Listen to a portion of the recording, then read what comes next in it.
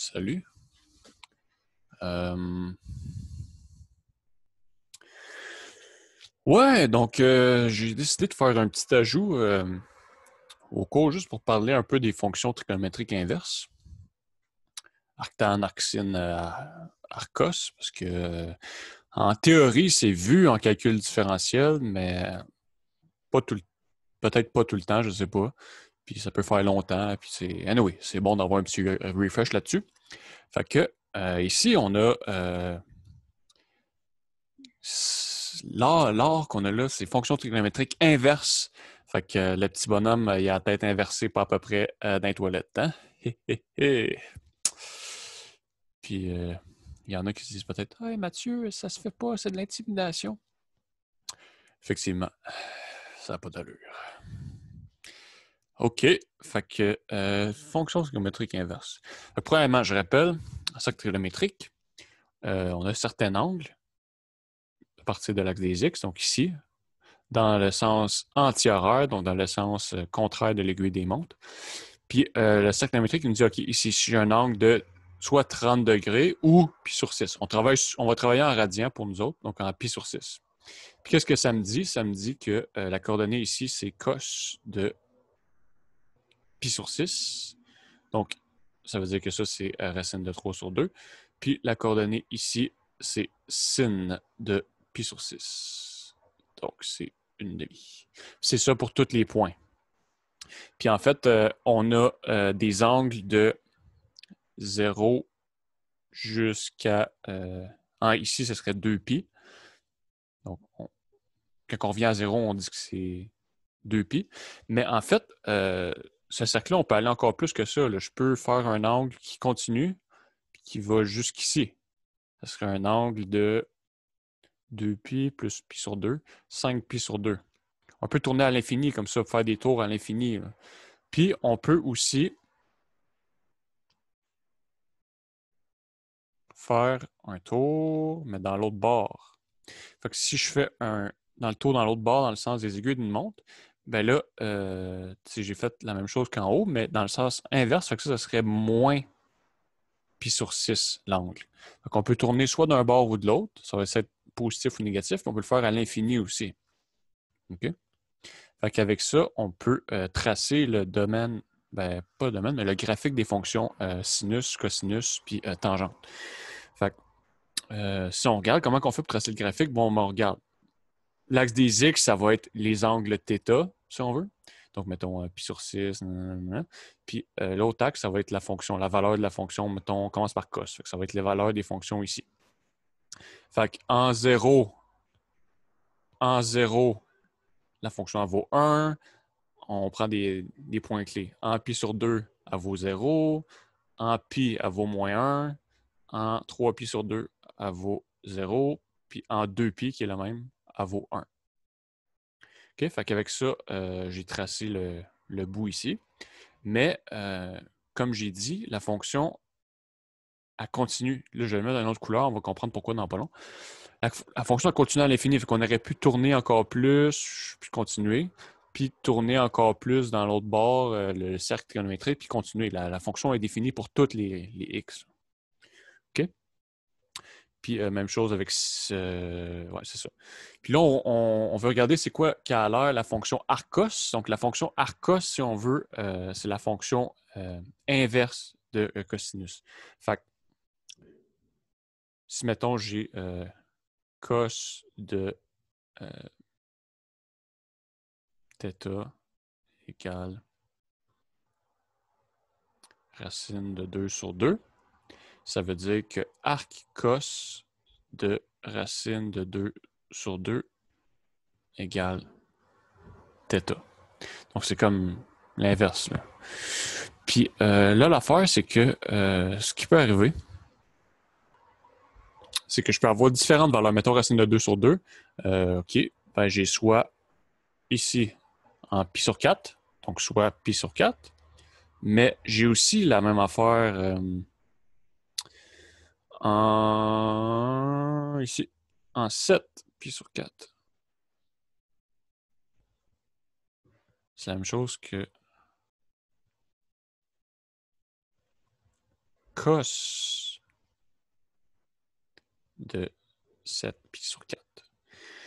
Donc ça ne cause pas de problème parce que c'est notre fonction, on y rentre deux valeurs différentes, puis elle nous donne la même valeur. Mais ça, c'est pas grave. Sauf que le problème, c'est que si je veux que Arcos soit bien défini, que ce soit une fonction, bien là, vu que c'est la fonction inverse, ça va me donner quoi? Ça va me donner pi sur 4 ou 7 pi sur 4. Puis là, comme j'ai dit tantôt, on aurait pu tourner une infinité de fois dans le sens comme ça. Fait que ça va me donner une infinité de valeurs, en fait, si je laisse ça comme ça. Là, tu sais, ça va donner oui, mais ça va me donner aussi, à fond, à chaque fois qu'on va additionner 6 pi sur 4, 6 pi... Non, pas nécessairement.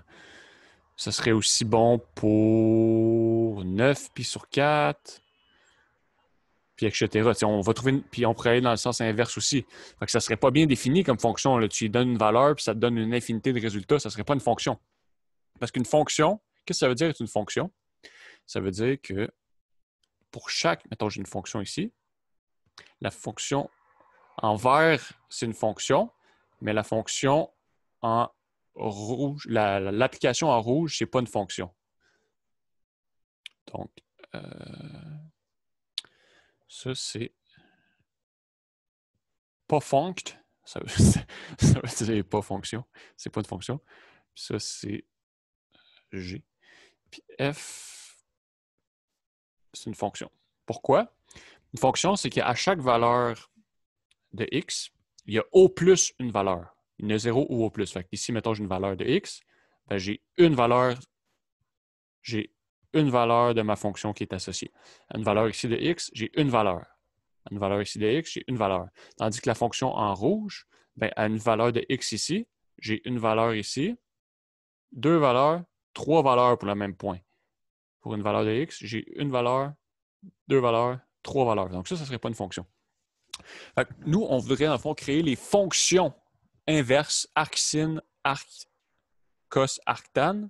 Mais là, ils ne sont pas bien définis de même si on fait juste dire que c'est l'inverse. Parce qu'on ne sait pas c'est quoi. C'est-tu pi sur 4? C'est-tu 7 pi sur 4? Il faut faire un choix. Fait qu'il y a des choix qui ont été faits dans la vie, par convention. Puis on prend tout le temps un intervalle qui fait en sorte qu'on a toutes les valeurs possibles qu'on peut trouver. Avec toutes les valeurs possibles de cos. Donc, un intervalle qui contient cos de 1, ben, x de 1 jusqu'à moins 1 pour cos. Puis qui contient 0. C'est le choix qui a été fait. Ici, si on veut que ça contienne soit toutes les valeurs de x, donc x, c'est de 1 à moins 1 ici. Fait qu'il faut que ce soit un intervalle qui contient 0, donc 0 est inclus. Donc, soit que c'est l'intervalle ici, de 0 à pi, pour Arcos, qui va tout prendre les valeurs de x possibles, ou l'intervalle de 0 à... Là, ça serait de 0 à moins pi. Okay. Par convention, ben, ce serait de moins pi à 0, en fait, là, si on l'écrit dans le bon sens. Moins pi à 0. Par convention, c'est lui qui a été choisi. Donc, c'est l'intervalle en haut. C'est un choix que le monde a fait. Qui fait en sorte qu'il simplifie les calculs aussi. Donc ça va être le domaine de définition de Arcos. Puis pour arcsine, bon ben arcsine. Arcsine, c'est les Y de mon socle trigonométrique. Fait qu'il faut trouver un intervalle qui contient toutes les valeurs. Fait qu'il faut qu'il contienne celle-là ici, les points extrêmes. Donc, il y aurait deux intervalles possibles qui contiennent toutes les valeurs, soit lui ici ou l'autre côté. On va prendre par convention celui en vert qui contient 0. Ça va être le domaine de définition de arcsine. Donc, il part de moins pi sur 2, parce qu'on l'a parcouru dans le sens comme ça. On commence à moins pi sur 2, puis on monte jusqu'à pi sur 2. Pi sur 2. Puis à tan, bon, ben tan, c'est sin sur cos. Fait qu'artan, ça va être ça ici à ça ici aussi. La définition de sinus, mais les deux extrêmes ne seront pas inclus parce que sin sur cos, là je parle, mais on va le voir dans pas long. Cos en pi sur 2, puis en moins pi sur 2 qui est égal à 3 pi sur 2. C'est la même chose. Il vaut 0. Fait il n'est pas inclus dans les domaines de définition, les points extrêmes ici. Donc, c'est le même intervalle qu'Arcsine, mais les points extrêmes pas inclus. Ça, on va le voir plus bas, mais je voulais en parler. Parce que ça me fait du bien de m'exprimer. OK, fait que là, la fonction ici, comment on fait pour voir son inverse? Sur un graphique, pour faire l'inverse, ce qu'il faut faire, c'est que là, on a l'axe des X, l'axe des Y. On pogne l'axe des X, on le monte en haut. Puis après ça, on flippe. Donc, on prend l'axe des X ici, on le monte, on change les deux axes. Si tu veux, boum, on fait une rotation de 90 degrés des axes. Puis après ça, on fait une réflexion par rapport à l'axe ici. Donc, tout ce qu'on a ici, on le reflète de l'autre bord. Fait que c'est vraiment une rotation puis une réflexion. Fait que si je fais ça avec ce que j'ai ici, j'aurais pas dû mettre rouge. Attends, ici, j'aurais dû mettre mauve. Là, ça va être mélangeant sinon. OK. Donc ici, ça sera en mauve. Là, c'est pas mal laid, vous allez me dire. C'est pas fort. C'est censé être un cours à l'université, ça, là. Puis, c'est botché pas mal, je trouve. Oui, moi aussi. Mais, qu'est-ce que tu veux? Hein? On n'a plus les profs qu'on avait dans le temps. Eh ben. OK. Fait que là, ici, bon, ben, si je fais une réflexion de ça, donc, si je monte l'axe, je fais une réflexion, ça, c'est prendre la fonction inverse, c'est tout le temps ça. Peu importe c'est quoi qu'on fait. C'est la même chose que voir une réflexion par rapport à l'axe, par rapport à la fonction. Ça, je juste en parler, mais je ne vais pas le voir. C'est la même chose que prendre une réflexion par rapport à la fonction y égale à x. Donc, si un point est ici, bon, ben, on le reflète ici. Si un point est ici, on le reflète ici. Puis on trace la nouvelle fonction. Puis si on fait ça, on va obtenir une fonction qui fait ça comme ça, en fait. C'est la même fonction. On a tourné l'axe de bord, puis après ça, on a fait une réflexion, boum, par rapport à... Parce que si je fais juste tourner l'axe de bord ici, les deux axes de bord, boum, ben là, le 1, il va être ici, puis le moins 1 va être ici. Fait qu'après ça, on fait une réflexion pour switcher, puis on se ramasse avec le graphique qu'on a ici. OK? Puis là, pour que la fonction soit bien définie, c'est-à-dire pour pas qu'à un seul, pour que ça soit une fonction, pour pas qu'à un point, on aille, on va la voir, pas qu'on ait plusieurs valeurs possibles, sinon ce ne serait pas une fonction si on aurait plusieurs valeurs possibles comme ça. C'est pas fort. Ben, on a fait un choix. On a dit, bon, ben, ça va être la fonction, ça va être de 0 à pi. Donc, c'est la fonction qui comprend, en rouge que j'ai tracé ici, qui comprend toutes les valeurs possibles. Donc, entre 1 et moins 1 sont toutes là. Puis, que les valeurs, que ce soit une fonction, en fait, qu'on ne répète pas plusieurs valeurs possibles. Donc, que la fonction soit bien définie. Donc, ça correspond. Dans le fond, on a pris juste le bout de 0. On a pris le bout en rouge ici. Pas de 0 à 2 pi. Ça se répète sinon. De 0 à pi ici, on prend toutes les valeurs possibles de cos. Puis il n'y en a aucune qui se répète. Fait que ça, c'est ce qu'on a décidé de refléter. Mais ça marche pour n'importe quelle valeur de cos. C'est-à-dire que... c'est-à-dire quoi? C'est-à-dire, dans le fond, si j'ai cos de, je sais pas moi, une valeur qui n'est pas dans l'intervalle, fait que pas dans l'intervalle 0 à pi qu'on a choisi, ben, je peux prendre cos de, mettons, 5 pi sur 3. Ça, c'est pas en 0 puis pi. 5 pi sur 3, c'est quoi? Ben, on regarde dans le truc. 5 pi sur 3, c'est ici, donc c'est pas dans mon intervalle entre ça et ça. Mais ce que je fais, c'est que je prends la même valeur de cos, la même valeur qui me donne la même cos. Ici, en pi sur 3, ça me donne le même cos. Fait que si je veux calculer arcsine, Ça, je sais que ça me donne... C'était combien? C'est 1 sur 3, une demi, je pense.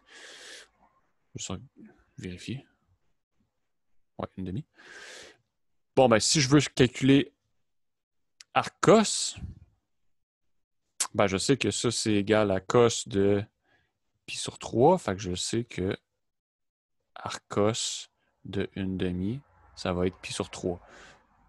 Ça va être la valeur équivalente. Ça ne va pas me donner les valeurs équivalentes. Ça va juste me donner l'angle dans l'intervalle que j'ai choisi qui me donne la bonne valeur. Donc, on va faire des exemples avec des intégrales plus tard pour voir quelle valeur qu'on choisit. Mais bref, c'est ça. C'est pour ça que des fois, c'est mélangeant, là, savoir cos, arcsin. On est censé avoir plusieurs réponses, mais finalement, c'est un choix qui a été fait pour construire la fonction arcos, la fonction arcsin, pour que ça soit bien défini. Donc ici, même chose avec sin. Là, on veut l'intervalle qui contient toutes les valeurs de sin, puis qui contient 0, qui ne se répète pas. Donc là, si mettons, je partirais ici, ben là, je n'ai pas toutes les valeurs. La valeur ici, elle se répète. Là. Elle se répète. Puis j'ai juste obtenu jusqu'à 1, mais je n'ai pas obtenu les valeurs négatives non plus. Fait que c'est pas un bon intervalle, ça. Fait que qu'est-ce qui serait bon de faire? Qu'est-ce qu'on a choisi de faire? L'intervalle qui est similaire et qui contient 0. C'est que ça descend aussi ici. Là, c'est pas à l'échelle pendant tout ce graphique-là, là, mais... OK. Fait qu'on décide... ça aurait dû faire ça en mauve. Okay, ça continue. Fait que là, on va prendre vraiment d'ici de moins pi sur 2 à pi sur 2. Donc, ça comprend toutes les valeurs possibles de sin. Ça, c'est censé être moins 1. Puis, oh, OK, ouais, c'est pas clair. Ça, c'est censé... les deux sont censés arriver à moins 1. Là. Je pense qu'on comprend ce que je veux dire. Non, je comprends pas pendant tout. Ouais, je comprends aussi. Mais c'est ça. C'est censé arriver à moins 1 les deux. Fait que c'est ça. Si je prends l'intervalle en rouge, ben là, je comprends toutes les valeurs possibles de sin. Fait que c'est ça que j'obtiens avec arcsin. Mais en particulier, arcsin, si j'aurais juste pris l'inverse de sin, ben, il faut que je pogne les deux axes. L'axe ici, je l'envoie en haut. Fait que l'axe ici s'envoie en bas. Là, je me ramasse avec 1 ici, moins 1, 1 ici, moins 1 ici. Fait que je fais un flip. Puis là, après ça, la fonction sinus, ben, elle devient en haut, mais reflétée aussi. Fait que je me ramasse avec ça. Là, c'est un gros plan, mais si je continue, la fonction continuerait à serpenter en haut et en bas. Là. Mais ça ne serait pas une fonction si on ferait ça, parce qu'il y aurait plusieurs valeurs possibles pour un même x. J'aurais plusieurs valeurs possibles, donc ce ne serait pas une fonction. Donc, on décide de prendre un certain intervalle pour faire une fonction. Puis pareil avec tan. Tan, c'est sin sur cos. Fait que là, si je trace sin θ... pas θ, là, c'est x sur cos de x. Bon, mais si je trace le graphique, en fait, à chaque fois que cos vaut 0, c'est pas défini. Mais sinon, ça fait tout le temps ça. Ça va comme ça va à l'infini.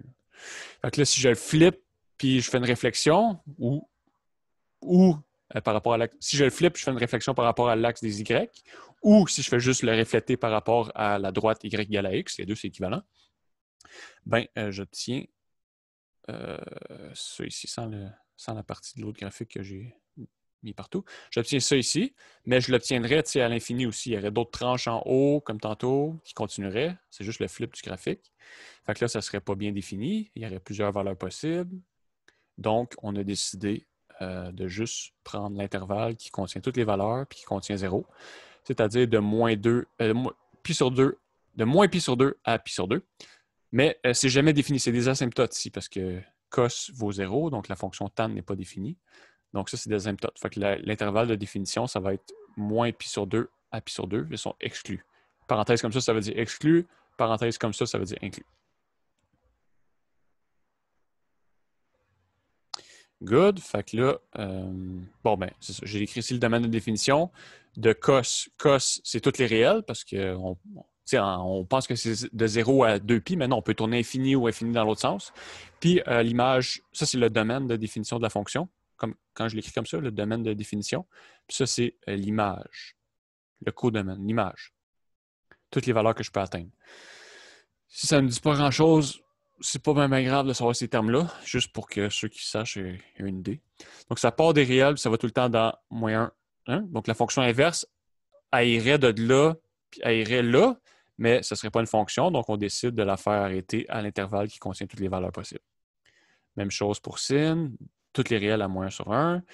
L'intervalle change un peu pour sin, par contre. Normalement, ce serait ça de même, mais là, vu qu'on veut que ce soit une fonction, on s'arrête à ça ici. Puis tan, mais les valeurs extrêmes, c'est le même intervalle que arcsin, mais les valeurs extrêmes sont exclues parce que cos vaut 0. Tan, c'est ça. Là j'ai écrit une formule bizarre.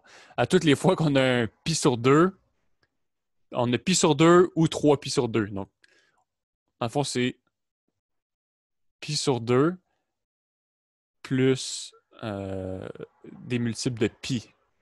Hein, parce que si j'ai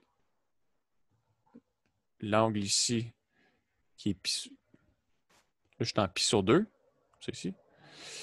Puis là, cos égale 0, cos de pi sur 2. Cos de pi sur 2 égale 0. Bon, ben, c'est la même chose ici aussi. C'est la même chose si je continue, je fais un tour de plus, je fais un tour de plus. Puis c'est la même chose si je commence, je fais des tours inverses. Tour à l'inverse, tour à l'inverse.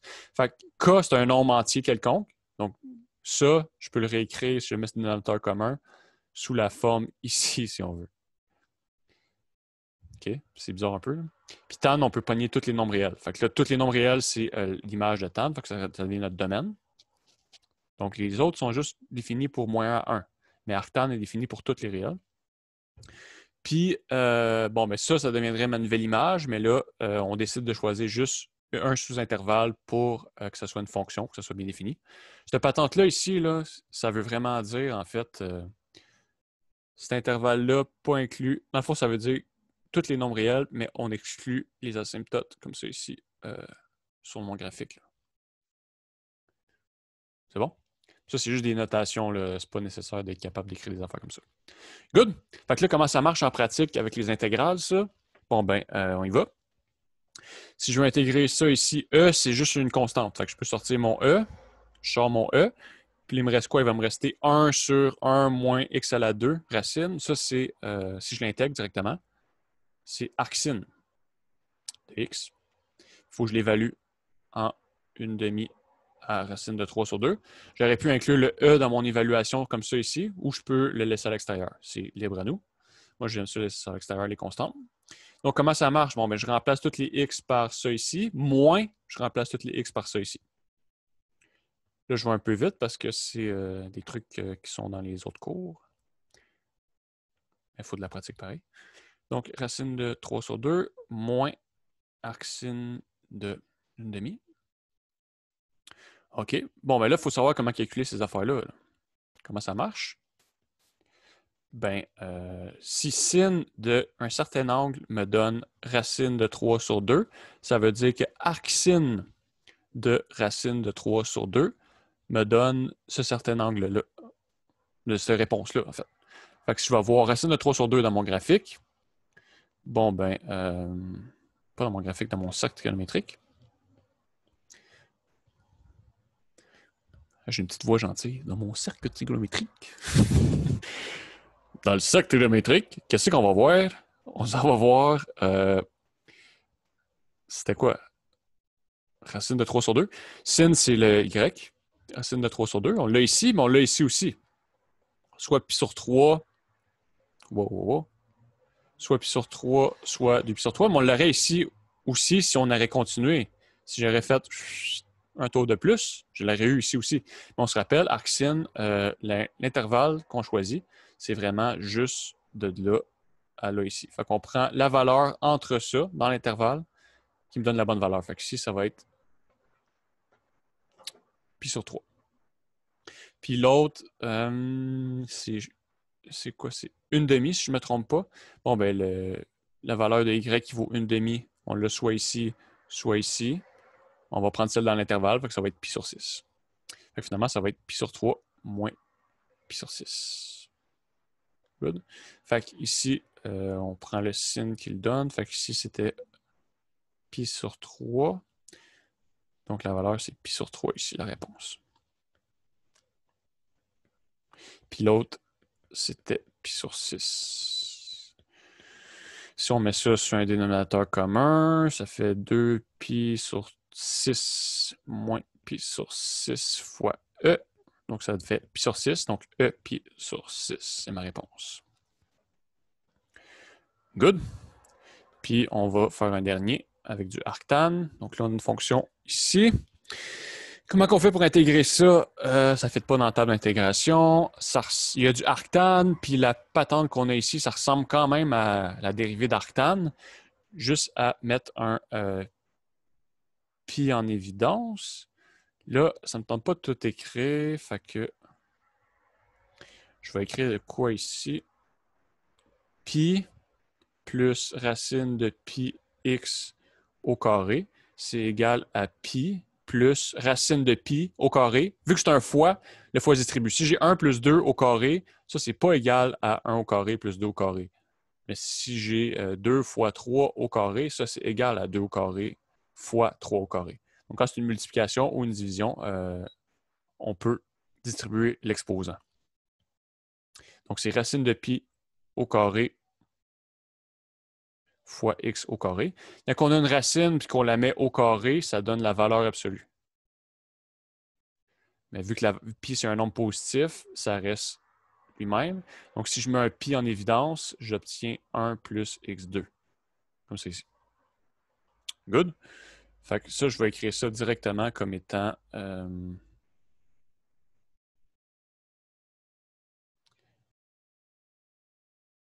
pi fois 1 plus x à la 2 arctan de x. On aurait pu écrire sur 1 dx aussi, mais je l'ai écrit comme ça pour faire différent. Puis 1 racine de 3, j'aurais dû l'écrire un peu plus bas, hein, à 1. OK, fait que là, on va faire une substitution. Substitution. Là, on a vu deux méthodes différentes de faire une substitution. Arctan de x. du, c'est 1 sur 1 plus x à la 2 fois dx. Donc ça devient mon du. Ça devient 1 sur u. Ça devient u, mais ça va devenir 1 sur u dans mon intégrale. Puis il y a un 1 sur pi qui va sortir.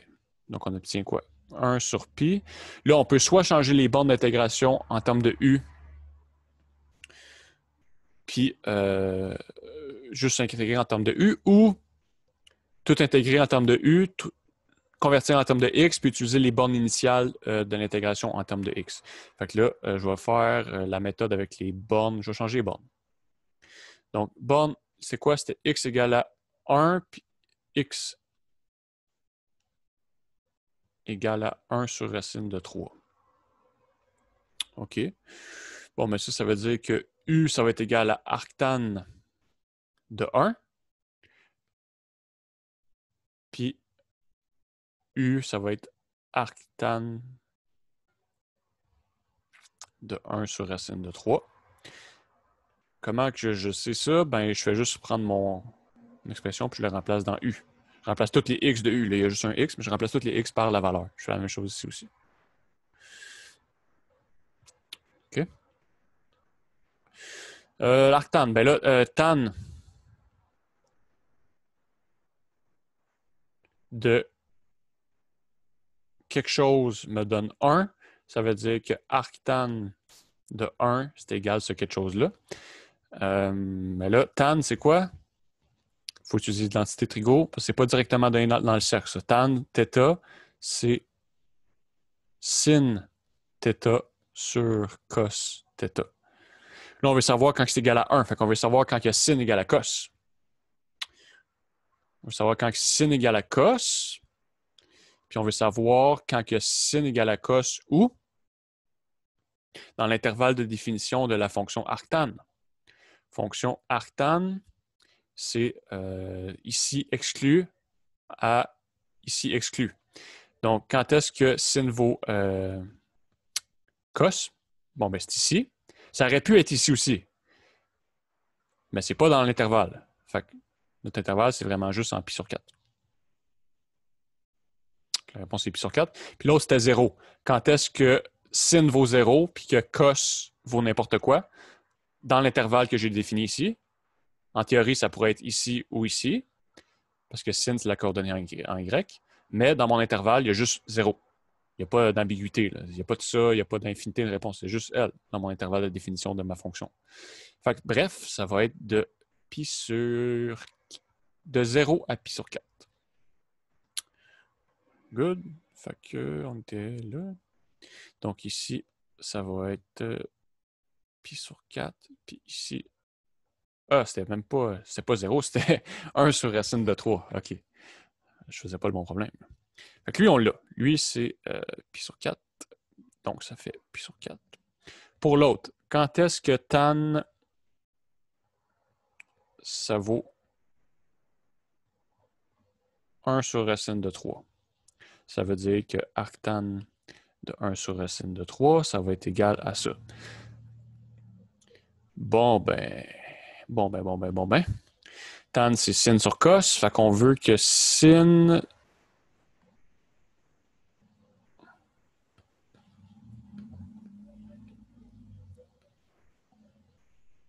sur cos de quelque chose, ça soit égal à 1 sur racine de 3. Bon, ben, les points, en fait, là, je n'aurai pas des points plus foqués que ce qu'on a dans le... Dans ce cas-ci, ça va tout le temps fitter dans le cercle. Fait que les seuls points qu'on a du racine de 3 sur 2 dans mon intervalle de définition de arctan, qui est de moins pi sur 2 jusqu'à pi sur 2, ben oui, j'ai du racine de 3 ici, je n'ai ici, mais je m'en fous. Pas ça que je veux savoir. Donc ici, j'ai du racine de 3, puis ici, j'ai du racine de 3.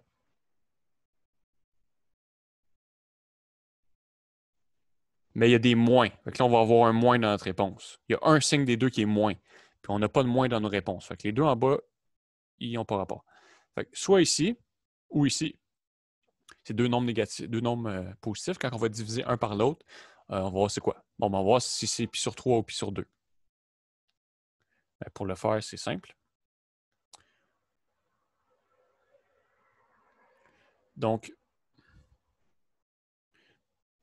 sin de pi sur 3 sur cos de pi sur 3, ça me donne racine de 3 sur 2 sur 1 sur 2. Quand j'ai une fonction divisée par une fonction... une fraction divisée par une autre fraction, c'est faire fois l'inverse. Fait que ça me donne racine de 3. C'est pas égal à 1 sur racine de 3. Puis si je fais sin de pi sur 6 divisé par cos de pi sur 6, juste pour s'assurer que ça marche, ben j'obtiens quoi? J'obtiens 1 sur 2 divisé par racine de 3 sur 2. Si je fais diviser, c'est une fraction fois divisé par une fraction, fait que je fais fois l'inverse, j'obtiens bien 1 sur racine de 3. Fait que finalement, on a que c'est pi sur 6 ici. OK. Donc les bornes, c'est pi sur 6 à pi sur 4.